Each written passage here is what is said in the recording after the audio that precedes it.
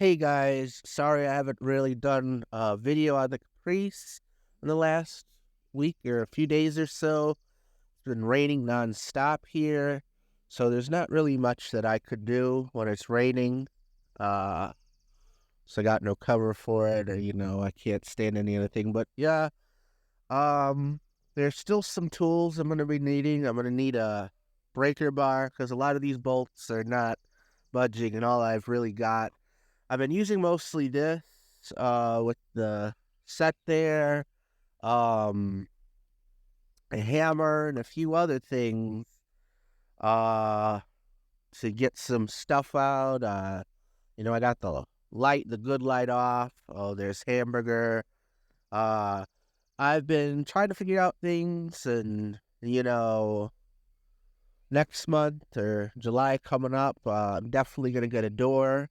That's like my priority, number one priority is getting a door, cause I think all that right there is black mold, so or mold in general.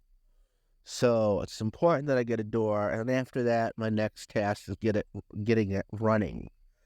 So that is the big task. I'm not gonna worry about the frame damage yet, or any of this yet. Goal is door, and then get it running as it is. Get all the missing parts. Like I said, get the cable, the battery cables, new battery cables or junkyard cables. You know what I mean? Because yeah, like I told you, they cut those up.